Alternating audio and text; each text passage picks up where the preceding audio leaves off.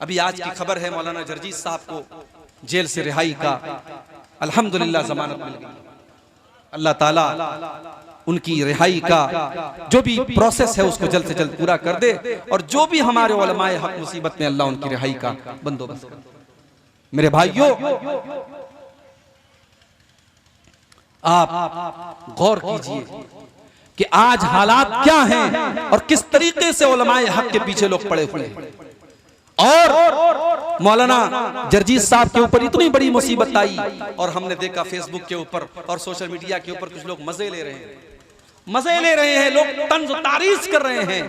ऐसा नहीं होना चाहिए मेरे भाई। किसी की मुसीबत पर आपको खुश नहीं होना चाहिए।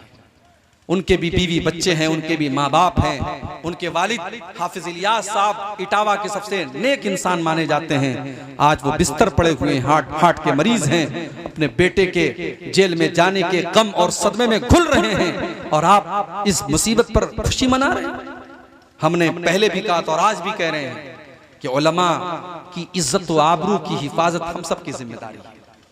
उलमा की कद्र कीजिए, उलमा से जुड़ करके रहिए, और जो सही उलमा हैं, जो कुरान और हदीस के बयान करने वाले उलमा हैं, ऐसे उलमा से हमें और आपको जुड़ करके रहना चाहिए। कयामत के पहले एक ऐसा दौर भी आएगा जब उलमा से लोग दूर हो जाएंगे और उलमा का दर्जा लोग जाहिलों को दे देंगे। बड़ी मशहूर हदीस है, आपने कई बार सुनी होगी, सही बुखारी की हदीस है। अल्लाह के प्यारे नबी फरमाते हैं, इन्नल्लाह ला यक़बिज़ुल इल्मा इंतिज़ाअन यंतज़िहु मिनल इबाद। तो अल्लाह के नबी फरमा रहे कि अल्लाह तबारक व तआला दुनिया से इल्म को अचानक नहीं उठाएगा। ऐसा नहीं कि इल्म दुनिया से अचानक उठ जाएगा। इल्म कैसे उठेगा? वलाकिन यक़बिज़ुल इल्मा बिक़ब्ज़िल उलमा। अल्लाह ताला उलमा को दुनिया से उठा लेगा। हत्ता इज़ा लम युब्क़ि आलिमन, यहाँ तक के जब कोई आलिम नहीं बचेगा। इत्तख़ज़न नासु रुऊसन जुहाला, लोग जाहिलों को अपना सरदार बना लेंगे, जाहिलों को अपना मुफ्ती बना लेंगे, जाहिलों से तकरीर करवाएंगे, लैला मजनू की कहानियां स्टेज पर सुनाई जाएंगी। आपके बंगाल और सीमांचल में बहुत सारे मैं जानता हूं, ऐसे वक्ताओं को जानता हूं, ऐसे मुकर्रिरीन को जानता हूं।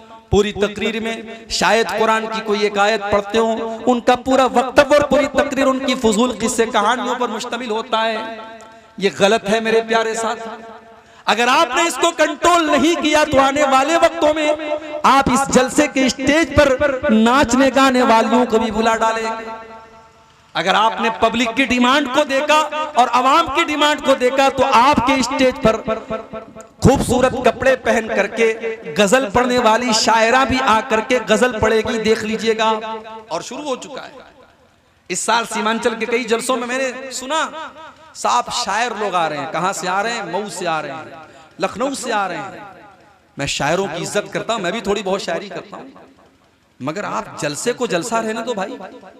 आप महंगे महंगे नजराने देकर शायरों को बुला रहे हैं और वो शायर खड़ा होकर के लंबी चौड़ी नात पढ़ रहा है, उसमें आधी बातें सही आधी बातें गलत हैं। फिर स्टेज का मतलब क्या रह गया मेरे भाई? अगर ये स्टेज अहले हदीस का स्टेज है तो इस स्टेज की एक हुर्मत, इसका एक मकाम होना चाहिए। अहले हदीस के स्टेज पर कोई ऐसी बात नहीं होनी चाहिए जो कुरान और हदीस से हटकर।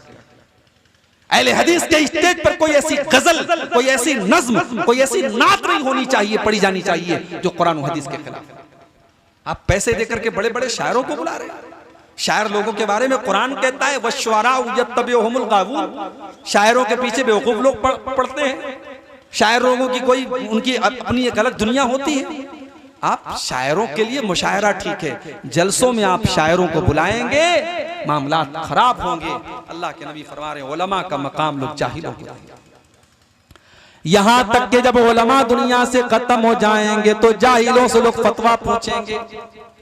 फसुइलू फअफ्तौ बिगैरि इल्मिन, और जब जाहिलों से फतवा पूछा जाएगा तो वो बगैर नॉलेज के फतवा देंगे। और जब वो गलत फतवा देंगे फज़ल्लू वाज़ल्लू, तो खुद भी गुमराह होंगे और दूसरों को भी गुमराह करेंगे।